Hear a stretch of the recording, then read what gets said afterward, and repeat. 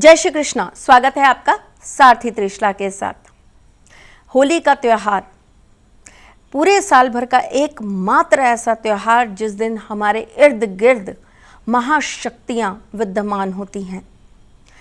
होली के रात्रि में की गई पूजा अपने आप में बहुत सिद्ध पूजाओं में गिनी जाती है। ऐसा कहा जाता है कि होली की रात्रि को जब अग्नि जलती है तो हमारे शरीर की, हमारे घर की, हमारे ग्रहों की, हमारे जीवन की, हमारे पापों की संपूर्ण चीज़ें अपने में समाहित करके स्वाहा कर देती हैं।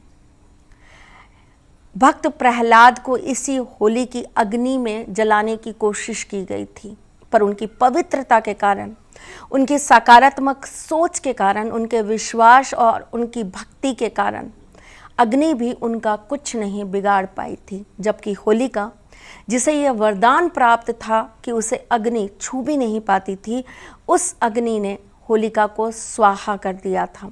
यानी कि होली की अग्नि इस बात का सबसे बड़ा प्रमाण है कि इंसान की सकारात्मक सोच उसे जीवन की बड़ी से बड़ी अग्नि में स्वाहा नहीं होने देती। और आपके पास कितनी भी प्रोटेक्शन हो, पावर हो, पैसा हो, आपके पास कितनी भी बड़ी इस दुनिया की शक्ति क्यों ना हो, लेकिन अगर आप अंदर से नकारात्मक हैं, आप विचारों से नकारात्मक हैं, तो एक छोटी सी अग्नि आपको जलाकर भस्म कर देती है।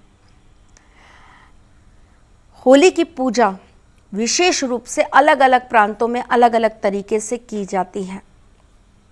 कुछ सिद्ध पीठों पे होली के दिन महातांत्रिक पूजाएं होती हैं।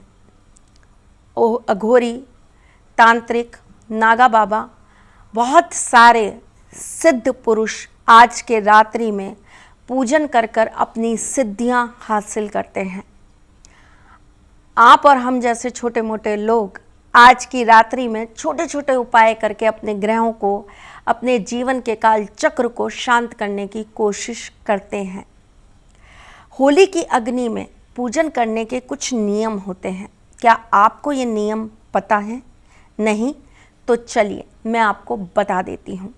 मैं आपकी एस्ट्रोलॉजर हूँ, वास्तुशास्त्री हूँ, चेहरा भी पढ़ती हूँ, आवाज़ भी पढ़ती हूँ और हाथों की लकीरें भी पढ़ लेती हूँ। लेकिन उससे पहले चूंकि आपकी सारथी हूँ, इसीलिए आपको जीवन की छोटी छोटी चीज़ें बताने चली आती हूँ।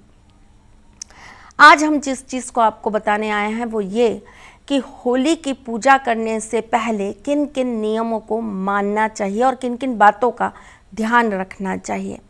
अगर आप भी होली का पूजन कर रहे हैं तो पहली बात तो ये कि आप बिना नहाए का मतलब ये नहीं है कि आप सुबह नहाए हैं तो आप शाम तक उसको नहाना मानेंगे। नहीं, इस बीच में आपने मल मूत्र सब त्याग किया होगा, आपने कुछ खाया पिया भी होगा, आपने जाने अनजाने में बहुत सारी अज्ञात चीज़ों को छुआ भी होगा। तो आप एक तरीके से पूजन के लिए उस वक्त पर अपवित्र हैं और आपको अपनी पवित्रता को वापस लाने के लिए स्नान करके ही ये पूजन करना चाहिए। स्नान के लिए कोशिश करिए कि आप सूर्य अस्त से पूर्व स्नान कर लें।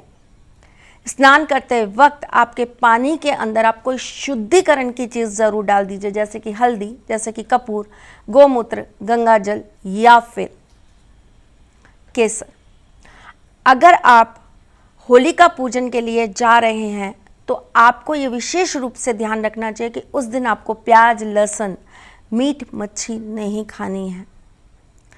अगर आप होलिका पूजन कर रहे हैं या कोई उपाय या कोई प्रयोग कर रहे हैं, आपके बाल बंधे होने चाहिए। आप अगर पूजन के लिए जा रहे हैं, आप कोशिश ये करिए कि उस पूजन को करने के समय आप किसी भी तरह का कोई परफ्यूम, इत्र या डीओ अपनी बॉडी पे ना लगाएं। मैंने जैसे कि आपको बताया, इस रात्रि में बहुत सारी सिद्धियां आपके इर्द गिर्द घूम रही होती हैं और बहुत सारी नकारात्मक चीज़ें भी हमारे अंतरिक्ष में भ्रमण कर रही होती हैं। ये सब चीज़ें करने से ऐसी चीज़ें बहुत जल्दी आपकी तरफ आकर्षित हो जाती हैं और आपको जाने अनजाने में अपने लपेटे में ले लेती हैं। होलिका पूजन के वक्त ये ध्यान रखिएगा कि आपका सर ढका हो। अगर आप जेंट्स हैं तो भी, आप लेडीज़ हैं तो भी। होलिका पूजन करने के बाद घर में घुसने से पहले अपने हाथ पैरों को अच्छी से ज़रूर धो लीजिएगा। होली पूजन करने के बाद 1 गिलास पानी बैठकर ज़रूर ग्रहण करिएगा।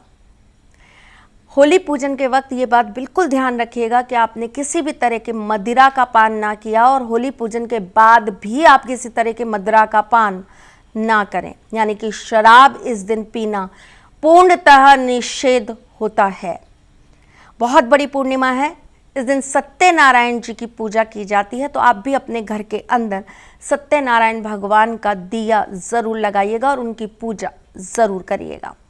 चलिए, बस इतनी छोटी सी जानकारी देने में आपको आई थी। मैं फिर आऊँगी कुछ नया, कुछ अलग, कुछ अद्भुत लेकर। तब तक के लिए मुस्कुराते रहिएगा, रिश्तों में मजबूती बना के रखिएगा, अपने साथी के साथ यूँ जुड़े रहिएगा, प्यार देते रहिएगा, प्यार लेते रहिएगा। ख्याल रखिएगा अपना और उनका जिनसे आप प्यार करते हैं। हम आपसे जल्द मिलने आएंगे, तब तक के लिए जय श्री कृष्ण। सारथी मां त्रिशला ज्योतिष के क्षेत्र में विश्व विख्यात नाम है। ज्योतिष शास्त्र में पीएचडी मां त्रिशला पिछले 22 वर्षों से ज्योतिष की सभी परंपरागत विधाओं के साथ साथ अनेक दुर्लभ गुण विधाओं जैसे परछाई एवं लफ्ज के अध्ययन से अपनी सटीक भविष्यवाणी और पूर्वानुमान के लिए विख्यात हैं। अपने उपायों द्वारा लाखों लोगों का जीवन संवार चुकी मां त्रिशला लगातार 2016 से ज्योतिष विभूषण अवार्ड प्राप्त कर रही हैं।